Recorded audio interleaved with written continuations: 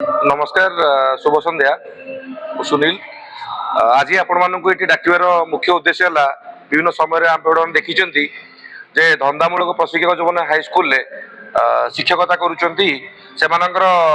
Retirement age को 45 वर्ष करी सरकार एक भूल निष्पत्ति नहीं जहाँ विरुद्ध आम शेष 5 दिन धारणा स्थल बसलु एवं मानवर शिक्षा मंत्री बासभवन देखा कर तार कौन निष्कर्ष बाहरी पारा नहीं।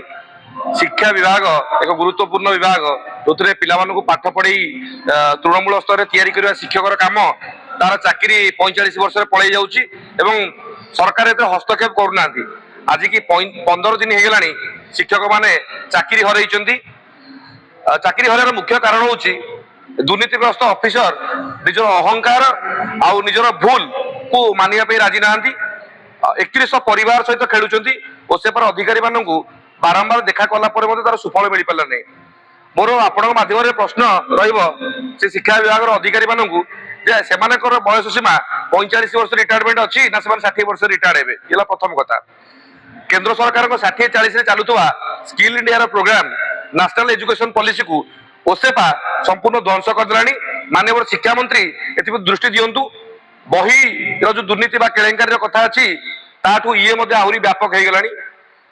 जदि आपको न सुधारे आगामी दिन में धंदामूलक प्रशिक्षक मैंने बासभवन घेराव करेंगे जहाँ आम संघ निष्पत्ति नहीं प्रथम कथा। द्वितीय कथा हूँ 7 ରୁ 8 मास है धंदामूलक प्रशिक्षक मैंने दरमा पाई ना। बहुत धंदामूलक प्रशिक्षक आत्महत्या कले पारिवारिक अशांति अच्छी एवं भूल को घंट घोड़ाई एडीजी ओसेपा एक धमकपूर्ण चिठी देती गणतांत्रिक पद्धति आम स्ट्राइक बा प्रोटेस्ट बा शांतिपूर्ण धारणा देवार आम अधिकार नहीं जोटा आम सांविधानिक अधिकार को से क्षुण्ण कर। आज कटक जिलार शिक्षा अधिकारी से बाबद से चिठी को कॉपी करके तो धंदामूलक प्रशिक्षक मान मध्य व्यापक असंतोष अच्छी विभिन्न समस्या तार समाधान बाट थी से आक्रोशमूलक भाव करना वैमात्रिक मनोभाव देखा।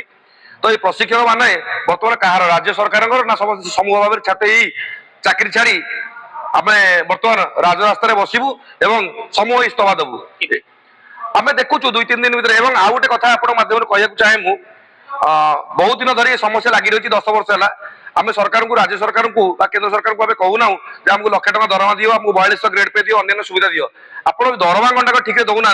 मु मानसिक भाव प्रस्तुत और चिंता करमर जो शेष स्कूल टी अच्छे मालकानगिरी जिले में चित्रकुंडारे वोकेशनल एजुकेशन चली से पिला मानक नहीं आगामी दिन में ओसेपा विरुद्ध अधिकारी मान विरुद्ध पदयात्रा करी 600 किलोमीटर पदयात्रा करके आसिक ओसेपा आगे हंगर स्ट्राइक रे बसिया निष्पत्ति नहीं जदि समाधान न हुए तो ये 2-3 दिन आलोचना करूँ ना आसंता सोमवार दिन पदयात्रा करने व्यवस्था करा।